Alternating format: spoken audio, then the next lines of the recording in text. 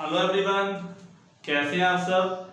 मैं राम अरोड़ा सबका स्वागत करता हूं आपके अपने चैनल मिनट्स ऑफ मैथ्स में। प्यारे बच्चों, आज हम आप लोगों के लिए लेकर आए हैं स्फीयर जो 3D यानी कि 3 डायमेंशन ज्योमेट्री का पार्ट है। जो बच्चे RBMU यानी कि राजश्री बर्तरी मत्स्य इंस्टीट्यूट में पढ़ रहे हैं या राजस्थान इंस्टीट्यूट में पढ़ रहे हैं या जिन भी इंस्टीट्यूट में पढ़ रहे हैं जिनके अंदर ये टॉपिक यानी कि 3D ज्योमेट्री आता है, उनके लिए क्या है, सब यूजफुल है। ठीक है, तो आप अपने टॉपिक्स को देखते हुए, जैसे स्फीयर है उस टॉपिक को देखते हुए आप इसको पढ़ना है। और दूसरी बात ये कि जो JPH की बुक है ना, जयपुर पब्लिशिंग हाउस की, वो जिस भी लेवल में चलती है, जिस भी इंस्टीट्यूट में आपके पास है, उसके सारे के सारे क्वेश्चंस, एक्सरसाइज के सारे क्वेश्चंस, ठीक है, एग्जांपल्स भी मोस्ट हम करेंगे, लेकिन एक्सरसाइज के सारे क्वेश्चंस हम यहाँ पर आपको सॉल्यूशन देंगे। ठीक है, प्रोवाइड कराएंगे सॉल्यूशन का। ठीक है, जितने भी मैक्सिमम, जैसे आप एक ही टाइप के क्वेश्चन हुए, ठीक है, तो उसमें से एक क्वेश्चन आपको मिलेगा, बाकी जितने भी एग्जाम डिफरेंट है वो सब क्वेश्चन हम आपको यहाँ पे प्रोवाइड करा रहे हैं। ठीक है, तो इसलिए ध्यान से देखिएगा पूरी वीडियोस को और ध्यान से पढ़िएगा कि स्फीयर क्या होता है।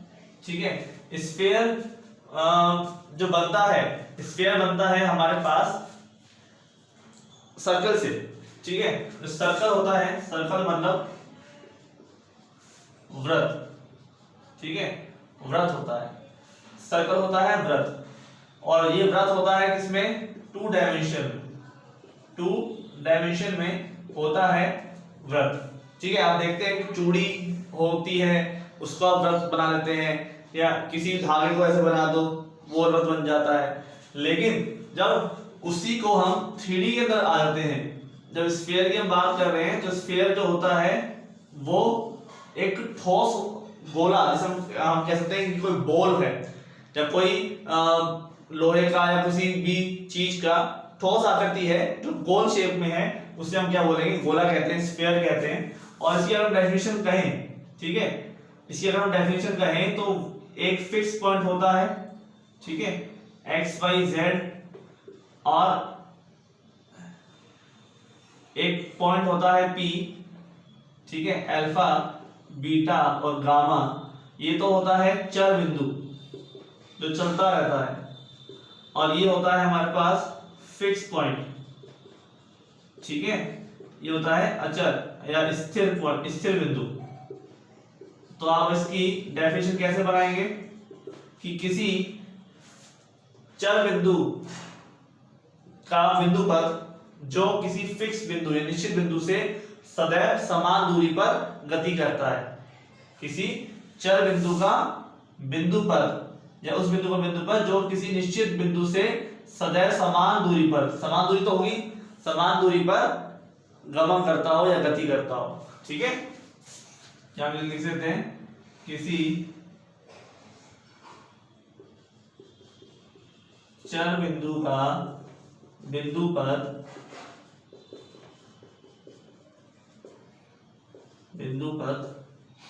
जो किसी निश्चित या स्थिर, ठीक है, स्थिर बिंदु कह सकते हो आप, निश्चित भी कह सकते हो, स्थिर बिंदु के सापेक्ष समान दूरी पर गमन करता है या गति करता है, क्या कहलाता है, गोला कहलाता है। अब आप कहेंगे सर ये बिंदु पथ क्या होता है, तो बिंदु पथ का मतलब होता है लोकस। ठीक है, बिंदु पथ का मतलब होता है लोकस, और इस लोकस को आप जानते हैं, मैं इसको आपको अच्छे से डेफिनेशन बता सकता हूँ। किसी बच्चे को बिंदु पथ नहीं पता हो, अगर 11th क्लास में होता है, ठीक है, लेकिन मैं आपको बता सकता हूँ कि बिंदु पथ का मतलब क्या होता है। यहाँ तो हमें पता चल रहा है कि एक नियम है हमारे पास कि एक बिंदु जो P है वो हमेशा C से फिक्स डिस्टेंस पर ही होगा।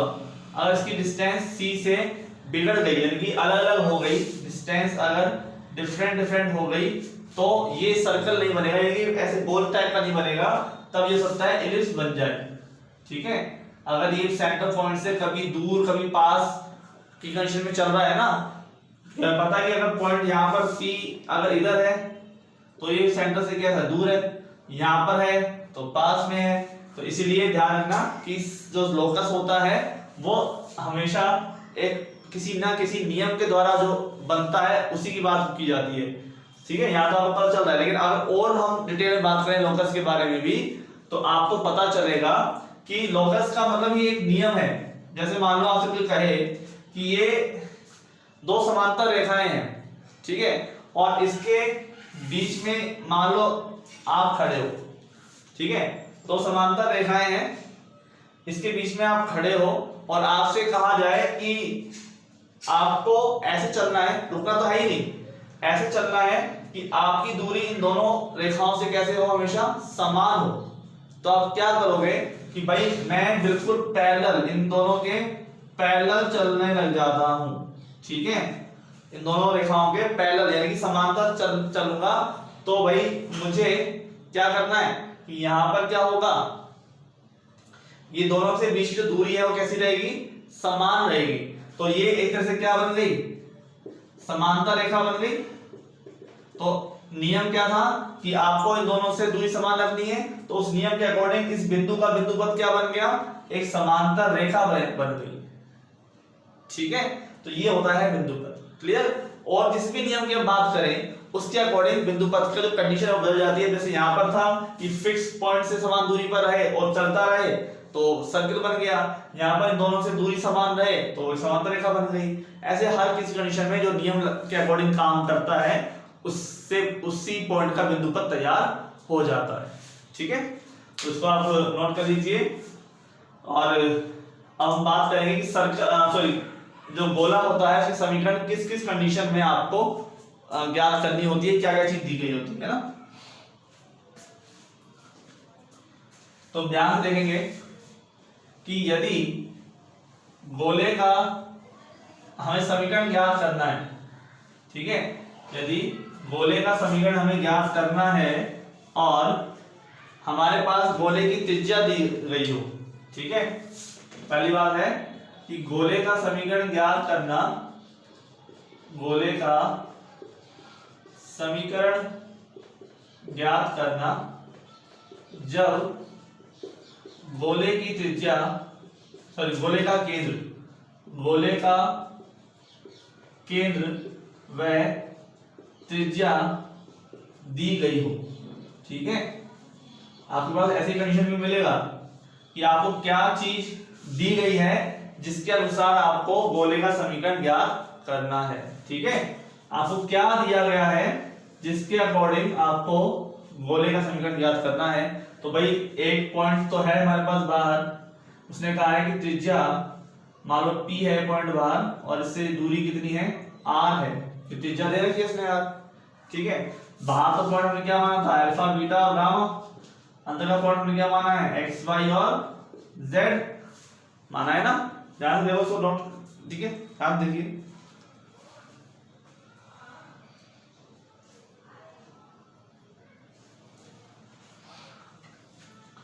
ठीक है। तो यहां पर क्या समीकरण निकलेगा गोले का, तो गोले का समीकरण हो जाएगा हमारे पास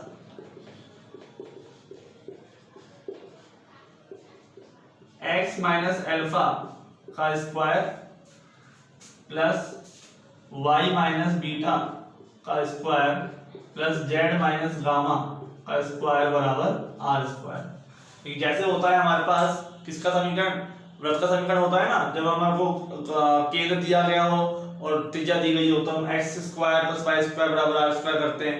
उसमें भी हमारे पास x minus h y minus k होता है, ठीक है। तो ये सेम यहाँ पर चीज ये होती है। आई चीज ध्यान रखना, इसको आप अल्फा बीटा गामा मान लेना क्योंकि चर बिंदु जो है वो हमारे x y z ही होते हैं ना, और अल्फा बीटा गामा जो है वो क्या है, निश्चित बिंदु मान सकते हैं, ठीक है। तो दोनों के बीच की दूरी, ठीक है। अब ये समीकरण हो गई जब गोले का केंद्र दिया गया, केंद्र त्रिज्या दी गई है, ठीक है। सेकंड कंडीशन इसी के अंदर, ये याद रखना, ये समीकरण है गोले का जब आपको त्रिज्या भी दी गई हो और क्या दिया गया हो, केंद्र दिया गया हो। सेकंड, जब गोले का केंद्र मूल बिंदु हो, गोले का केंद्र क्या हो, मूल बिंदु हो। अब मूल बिंदु है, इसका मतलब क्या है कि अल्फा बीटा और जो गामा है वो क्या है, जीरो है। अल्फा बीटा गामा की वैल्यू कितनी है, जीरो है। सेंटर पॉइंट ये तो होगा, सेंटर पॉइंट क्या हो जाएगा, ये जीरो जीरो, तो आप यहाँ रख देंगे मान, ठीक है। तो समीकरण नंबर 1 मान लीजिए, यहाँ मान रख देते हैं तो क्या हो जाएगा भाई, x माइनस जीरो का square plus y minus zero का square plus z minus zero का स्क्वायर और बराबर में r स्क्वायर, ठीक है। तो ये हो जाएगा आपके पास x square plus y square plus z square बराबर r स्क्वायर, हो जाएगा कि नहीं, ठीक है। ये कंडीशन तब है जब आपस केंद्र क्या हो, 0 0 0 हो, मूल बिंदु हो, ठीक है, क्लियर। अब हम इसी से एक व्यापक समीकरण बनाने की कोशिश करेंगे, यानी कि जब हमारे पास मूल बिंदु अल्फा बीटा गामा है, ठीक है।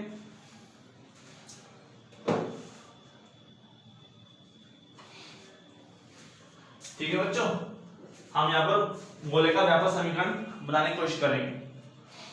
तो दोनों कंडीशन आपको नोट कर लीजिएगा, समीकरण नंबर 1 और 2।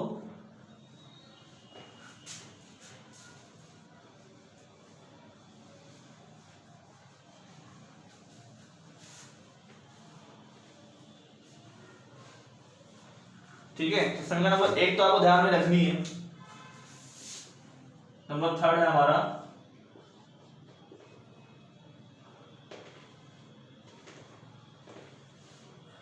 गोले का व्यापक समीकरण ज्ञात करना, ठीक है। व्यापक समीकरण का मतलब वो समीकरण जो सबके लिए इक्वल हो, ठीक है। व्यापक समीकरण का मतलब वो समीकरण जो सभी के लिए इक्वल हो। सभी के लिए इक्वल का मतलब इसमें आप वैल्यू पुट करते जाओ और आपको हर क्वेश्चन के अंदर वो काम में आए, है ना। तो कैसे होता है भाई व्यापक समीकरण, देखिए x माइनस अल्फा का square plus y minus beta का square plus z minus gamma का स्क्वायर बराबर r स्क्वायर, यही तो था। r क्या है, त्रिज्या है, ठीक है। अब हम इसको ओपन करते हैं इसके स्क्वायर को, तो यहाँ पे क्या हो जाएगा, x square plus y square plus z square, ठीक है, प्लस यहां देखो उसमें माइनस के 2 अल्फा x माइनस के 2 बीटा y माइनस के 2 गामा z और अल्फा बीटा गामा का स्क्वायर आ जाएगा, alpha square plus beta square plus gamma square बराबर r स्क्वायर, ये आ जाएगा। अब हम क्या करने वाले हैं कि गोले के व्यापक समीकरण के लिए, ठीक है, हम अल्फा बराबर रखते हैं माइनस का u, बीटा बराबर रखते हैं माइनस का v और गामा बराबर रखते हैं माइनस का w, ठीक है। अल्फा में रखते हैं माइनस का u, बीटा में रखते हैं माइनस का v और गामा में रखते हैं माइनस का w। तो आपके पास इस समीकरण में रख देते हैं तो क्या आ जाएगा मान, x square plus Y square plus Z square minus के 2ux माइनस माइनस प्लस हो जाएगा ना, माइनस का जब u रखोगे आप इसके अंदर अल्फा की जगह पर तो प्लस हो जाएगा, हो जाएगा प्लस का 2v y और प्लस का हो जाएगा 2 गामा z, ठीक है। अब देखो यहाँ पर ये पूरा क्या है, अचर है। अगर आप इसको भी इधर ले आते हो तो ये क्या बन जाएगा, देखो alpha square plus beta square plus gamma square minus के आर स्क्वायर। तो ये सब कुछ मिलाकर क्या है, अचर ही तो आ रहा है और अचर को मैं क्या मान लेता हूँ, डी मान लेता हूँ, ठीक है। तो मैंने मान लिया इसको डी के बराबर, तो मैंने यहाँ क्या लिख दिया, डी बराबर 0, ठीक है।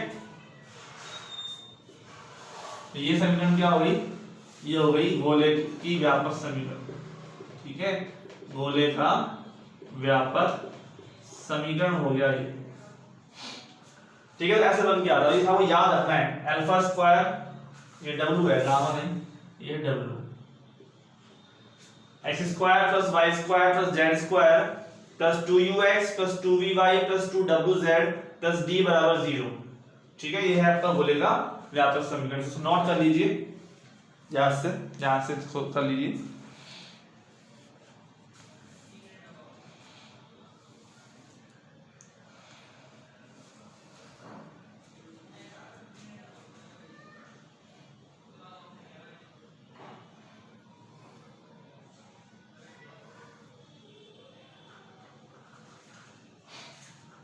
ठीक है, कोई दिक्कत नहीं।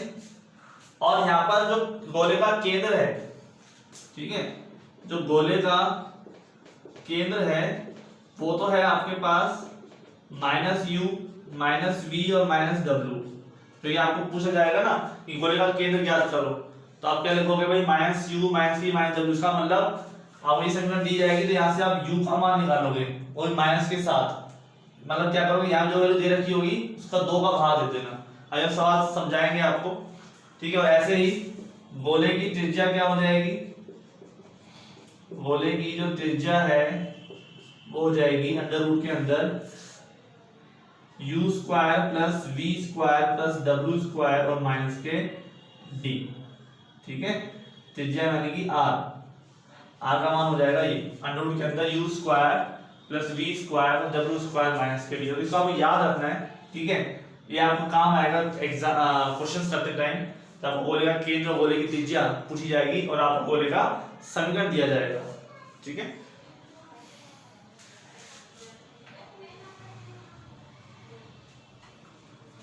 तो मैं क्वेश्चन कर लेते हैं इसके ऊपर, गोले का केंद्र और त्रिज्या निकाल लेते हैं।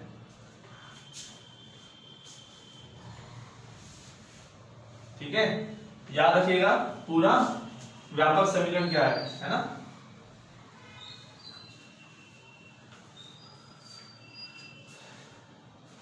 तो एक क्वेश्चन ले लेते हैं कि निम्न गोले का केंद्र व त्रिज्या ज्ञात करो। क्वेश्चन है हमारा, निम्न गोले की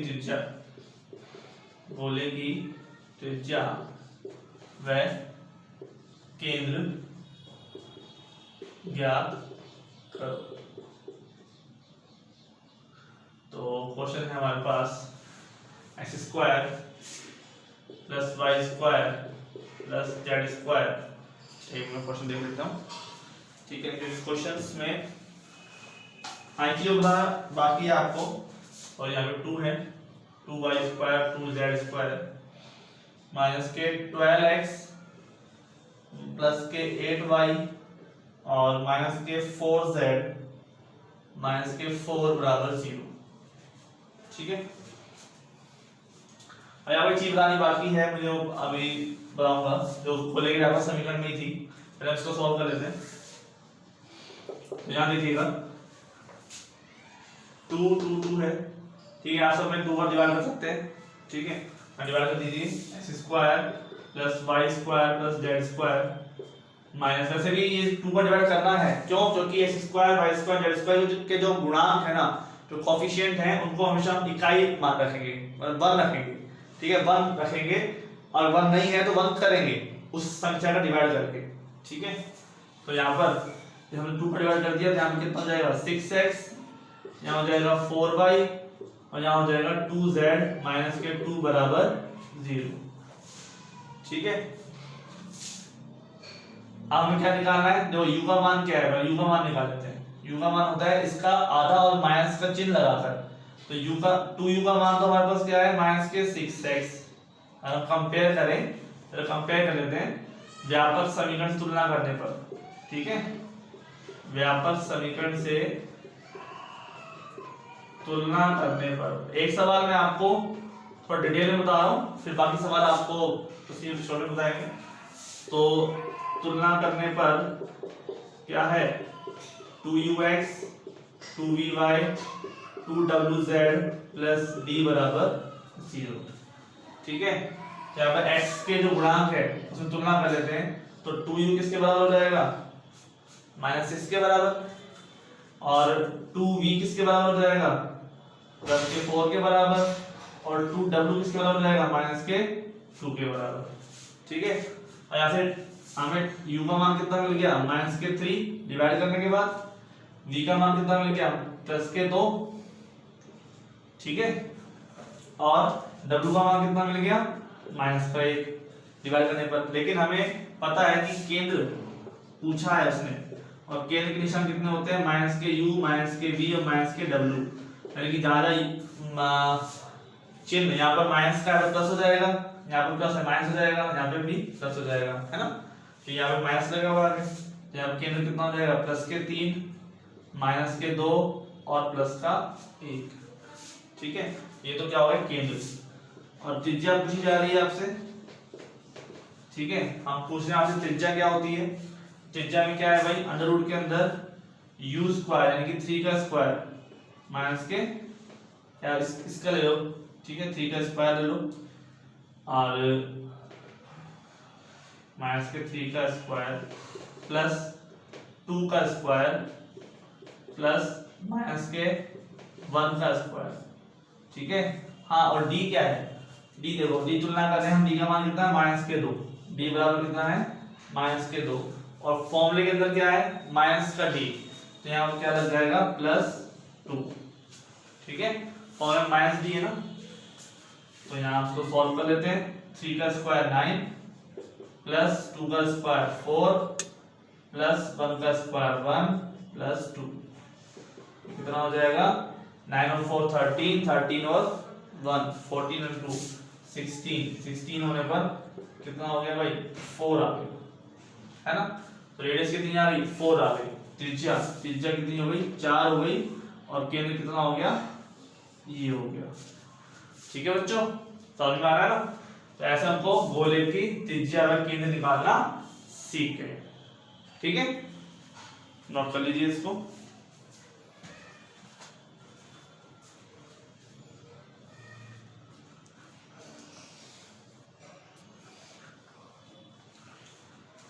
तो बच्चों यहाँ पर मैं आपको चीज बताने वाला था, और मैं आपको डिस्कस कर देता हूँ कि गोले के समीकरण का जो व्यापक समीकरण है उसमें मैंने आपको क्या चीज नहीं बताई है ना, कि आपको किसी भी समीकरण को देख के पता कैसे लगाओगे कि हाँ इस सच में गोले का ही समीकरण है, तो वो मैं आपको बता रहा हूं, ठीक है। और बात क्या है, वो बात ये है कि समीकरण जैसे देखो हमारे पास क्या है x² plus y² plus z² plus 2ux plus 2vy plus 2wz plus d बराबर 0। और इसके अंदर मैं आपको बात बता रहा हूं कि आपके पास पहली बात तो ये कि x² y² और z² के गुणांक कैसे होंगे, इकाई में होंगे, ठीक है। इसको पहचान है, ठीक है। और दूसरा इकाई में होंगे समान होंगे, ठीक है। वह इकाई में होंगे जरूरी नहीं है कि गुणांक एक समान होंगे, ये जरूरी है, गुणांक एक समान होंगे, ठीक है।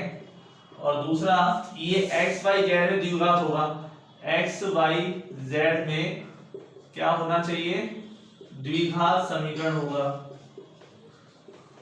है ना भाई, x² y² z² तीनों के स्क्वायर के फॉर्म में।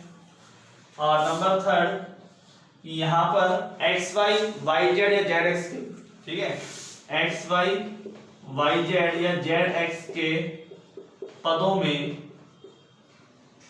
क्या के पद, ठीक है, के रूप में पद, के रूप में कोई पद नहीं होगा, कोई पद विद्यमान नहीं होगा, ठीक है। मतलब x into Y Y into Z Z into X, इससे कोई पद आपको नहीं मिलेगा, ठीक है, क्लियर। तो इस तरह से आपको ध्यान रखना है कि आपको गोले के समीकरण को भी पहचानने आना चाहिए, पता चले कि आपको बीच में कहीं भी ये दे दिया, मान लो ठीक है, कोई पद दे दिया 3xy और आप तो करे जा रहे हैं सवाल, ठीक है, लेकिन पता भाई ये गोले का समीकरण ही नहीं है, यहाँ तो xy आना ही नहीं चाहिए, ठीक है, यहाँ पर xy आना ही नहीं चाहिए, क्लियर। ये ध्यान रखना है आपको। अगर ऐसा आ जाता है तो आप उसको गोले का समीकरण नहीं है, या आपको मिसप्रिंटिंग हुई है, या फिर उसको ठीक करिए। तो आज इतना रखते हैं, मिलते हैं नेक्स्ट लेक्चर में। उसमें हम आपको सिखाएंगे कि गोले के समीकरण और कैसे कैसे निकाले जा सकते हैं, क्या क्या चीज आपको दी गई हो, क्या चीज आपको दी गई हो तब आपको समीकरण निकालना है। जैसे आपने तो त्रिज्या और केंद्र, ठीक है, हमने निकालना सीखा, और उससे पहले हमने सीखा था कि गोले का जो केंद्र है वो दिया गया हो तब हमको निकालना है।